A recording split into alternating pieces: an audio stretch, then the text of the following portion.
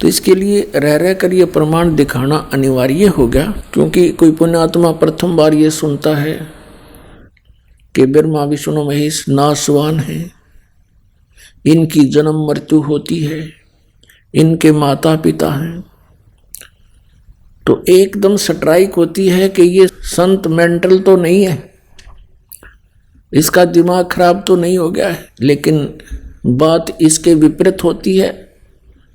इन अज्ञानियों ने हमें मेंटल बना दिया, अज्ञानी बना दिया, हमारा दिमाग खराब कर दिया, क्योंकि इन्होंने हमारे को शास्त्र विधि छोड़कर शास्त्र के विपरीत ज्ञान भर दिया। और ये सब काल का जाल था। हम उन नासवान भगवानों की पूजा करके यहीं भटकते रहे, जन्मते मरते रहे, भूत प्रेत बनते रहे और कष्ट पे कष्ट उठाते रहे। आज हम आपको परमात्मा की पहचान कराते हैं।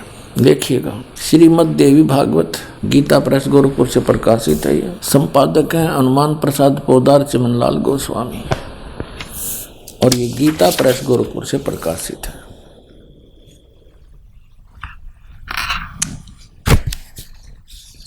प्रकाशक एवं मुद्रक हैं गीता प्रेस गोरखपुर, गोविंद भवन कार्यालय कोलकाता का संस्थान। ये इनके फैक्स और फोन नंबर। इसके 123 पृष्ठ पर हम ये चंद पंक्ति हैं, इनको पढ़ते हैं।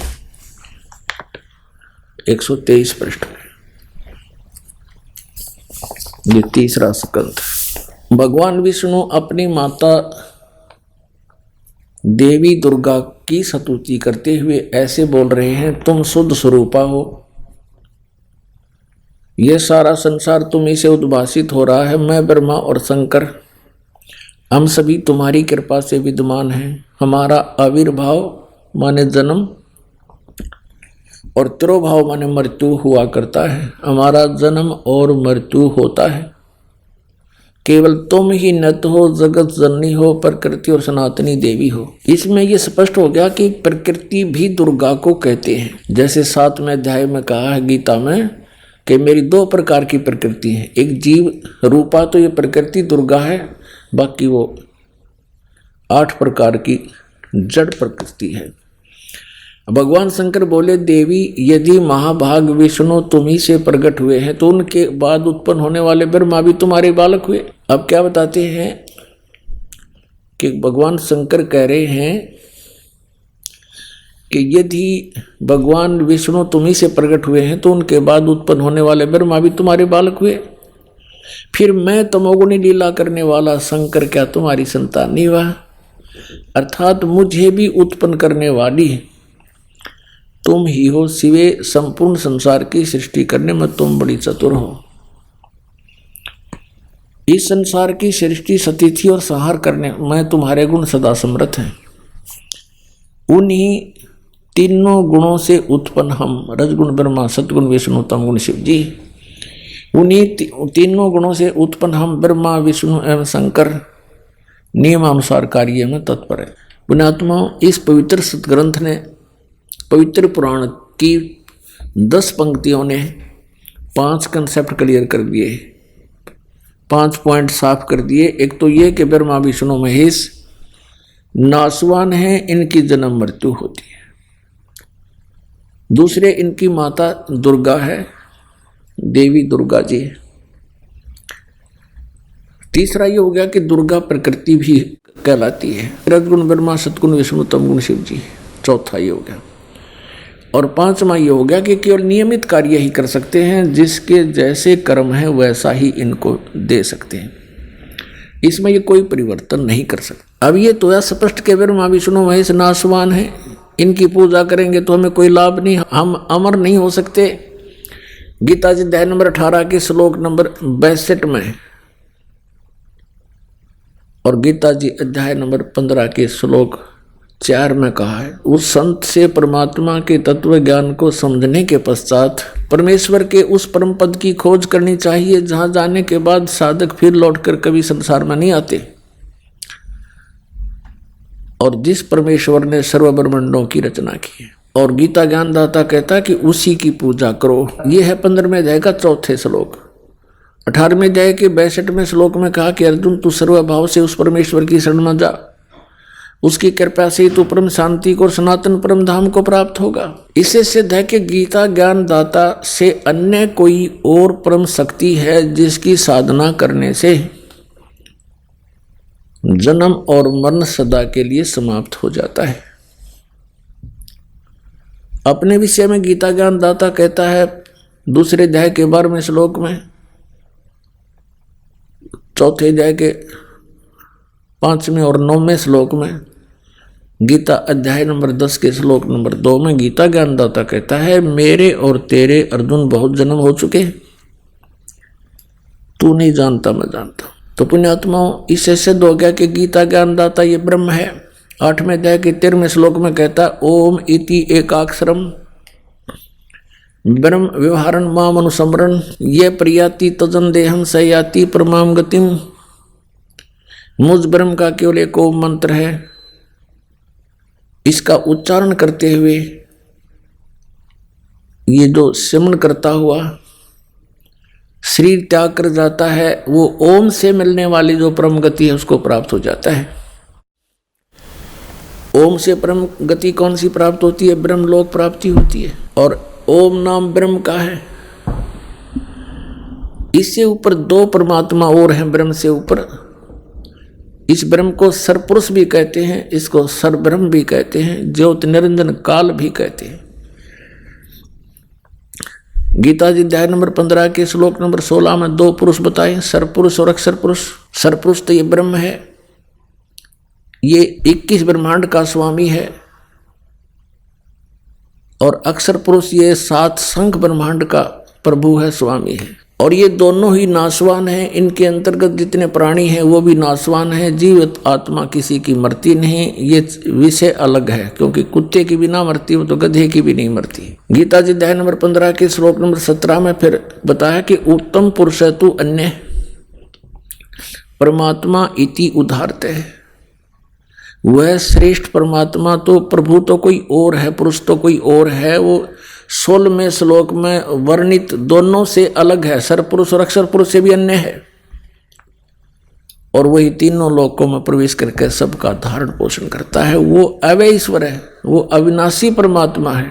तो पुण्यात्मा गीता अध्याय नंबर 8 के श्लोक नंबर 1 में अर्जुन ने प्रश्न किया गीता ज्ञानदाता से कि आप जी ने अध्याय नंबर 7 के श्लोक 29 में जिस तत्ब्रह्म के विषय में कहा है कि उस तत्ब्रह्म को जानकर जो व्यक्ति जरा और मरण से छूटने का प्रयत्न करते हैं, जरा मीन वृद्धावस्था, मरण माने मृत्यु, जरा और मरण केवल सतलोक में जाने से समाप्त होती है, सचखंड में। वहां वृद्धावस्था नहीं है। अपने आत्माओं प्रत्येक सदग्रंथ को हम गहराई से समझेंगे, उसमें बहुत गूढ़ रहस्य हैं, सांकेतिक शब्द बहुत हैं। अब जरा मरण क्यों लिखा यहाँ पर? जन्म मृत्यु क्यों नहीं कहा? जरा मरण का अर्थ है जरा माने वृद्ध अवस्था नहीं है वहां पर, तो इसका मतलब सृष्टि है वहां पर जीवन है, जहां के लिए संकेत किया जाता है सनातन परम धाम का। और ये नकली पंथों के संत कहते हैं वहां तो प्रकाश ही प्रकाश है, परमात्मा का नूर ही नूर है। और उस प्रकाश परमात्मा के अंदर आत्मा ऐसे लीन हो जाती है जैसे बूंद समुद्र में। परमात्मा निराकार है, प्रकाश ही प्रकाश है। तो ये है वह लोक वेद दंत कथा नकली पंथ जो काल के बनाए हुए तैयार किए हुए। अब ये सब फ्यूज हो जाएंगे। बुद्धिमान समाज है, आज जरा सा ध्यान इधर देंगे तो बहुत आसानी से समझ जाएंगे, सेकंडों में समझेंगे। इस तरह का ज्ञान दास ने परमात्मा कबीर जी की कृपा से आपके समक्ष कर दिया है। तो उसमें कहा कि जरा और मरण से छूटने का जो प्रयत्न करते हैं वो तत्ब्रह्म विदु, तत्ब्रह्म से उस तत्ब्रह्म को जानते, तत्ब्रह्म को से परिचित हैं, सारे आध्यात्मिक ज्ञान से परिचित हैं और सब कर्मों से परिचित हैं। अर्जुन ने 8वें अध्याय के प्रथम मंत्र में पूछा प्रभु फिर किम तत्ब्रह्म, वो तत्ब्रह्म क्या है, अध्यात्म क्या है और ये कर्म क्या है, मुझे डिटेल से बताइए। 8वें अध्याय के 3 श्लोक में गीता ज्ञानदाता ने कहा कि वो परम अक्षर ब्रह्म है। तो पुण्यात्माओं परम अक्षर ब्रह्म कहो, परम अक्षर पुरुष कहो, सरपुरुष कहो, सरब्रह्म कहो, अक्षर पुरुष कहो, अक्षर ब्रह्म कहो। ये तीन परमात्मा है, सरपुरुष, अक्षर पुरुष और परम अक्षर पुरुष। इनको हम ऐसे भी बोल सकते हैं, सरब्रह्म, अक्षर ब्रह्म और परम अक्षर ब्रह्म। इनकी अपनी अपनी पावर है। 21 ब्रह्मांड का स्वामी है सरब्रह्म, सरपुरुष। 7 संग ब्रह्मांड का प्रभु है अक्षर पुरुष, अक्षर ब्रह्म, जिसको परब्रह्म भी कहते हैं। और ओवरऑल कंट्रोलर असंख्य ब्रह्मांड का स्वामी है परम अक्षर ब्रह्म, जो गीता अध्याय नंबर 15 के श्लोक नंबर 17 में कहा है, उत्तम पुरुष तो अन्य है। वो श्रेष्ठ प्रभु तो परमात्मा तो कोई और है, वो परम अक्षर ब्रह्म है। और वही तीनों लोकों में प्रवेश करके सबका धारण पोषण करता है। वो अविनाशी परमात्मा, जैसे 15वें अध्याय के गीता के श्लोक नंबर 1 में कहा है, ऊर्ध्व मूलम, ऊर्ध्व माने ऊपर को, अर्ध शाखम, नीचे को शाखा वाला। ये उल्टा लटका हुआ संसार रूपी वृक्ष है। और जो संत इसके सभी विभाग बता देगा, जड़, तना, डार, पत्ते, शाखा, सवेदवित, वो तत्वदर्शी संत है। तो इसमें स्पष्ट हो गया कि कहते वो तीनों लोकों में प्रवेश करके सबका धारण पोषण भी वो परम अक्षर ब्रह्म ही करता है। वो मूल है सब पूरे विश्व का, असंख्य ब्रह्मांडों का जनक है, सबका पालनहार है। यानी तीनों लोकों में प्रवेश करके सबका धारण पोषण भी वही करता है। बस सीधी सी बात। तो इन ब्रह्मा विष्णु महेश ब्रह्म और इनका रोल खत्म हो जाता है, लेकिन ये निमित्त बनाए जाते हैं क्योंकि यहाँ के प्रधान बना रखे। अब इतना समझो कि जैसे एक बार फ्लड आया था हरियाणा में 1995 में, उसमें सरकारी बजट मुश्किल से 600-700 करोड़ था और एस्टिमेटेड जो नुकसान हो गया था वो 900 करोड़ का। तो सरकार नहीं भर सकती थी, हरियाणा सरकार, केंद्र सरकार ने 900 करोड़ की ऐड दी थी। जनता का कोई, किसी का मकान गिर गया, किसी का ट्यूबवेल खराब हुआ था, कोई फसल मुआवजा था, पशु मर गए थे, उसके लिए। तो वो ऐड आई थी सेंटर पे और डिस्ट्रीब्यूट की थी तहसीलदार और पटवारिया ने। अब वहां जिसने वो पैसा प्राप्त हुआ, किसी का ट्यूबवेल खराब हो गया, 10,000 रुपये मिले, तो उसने ये कहा कि मुझे तो पटवारी ने 10,000 रुपये दिए।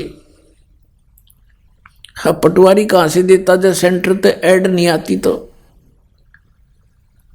जैसे संसार रूपी वृक्ष के जड़ तो पूर्ण परमात्मा है, सेंटर समझो केंद्र, और टहनियों को फल लगते हैं ये पटवारी समझो। अक्षर पुरुष एक पेड़ है, निरंजन वा की डार, सरपुरुष वा की डार, तीनों देवा शाखा है ये पात रूप संसार। इन तीनों टहनियों के जो फल लगते हैं ये हमें वर्क डन देते हैं। और वर्क डन आता कहाँ से? केंद्र से, जड़ से आता है, तब इनका फल लगते हैं। तो हमने उस मूल की, पूर्ण परमात्मा की पूजा करनी है, पूर्ण परमात्मा की भक्ति करेंगे, सत्पुरुष की, तो हमारे शुभ कर्म बनेंगे। तो ये ब्रह्मा विष्णु महेश बिना मांगे देंगे आपको, ये नियमत है। जैसे आपको बताया पटवारियों ने धन दिया लेकिन आया केंद्र से था। समझदार को संकेत बहुत होता है।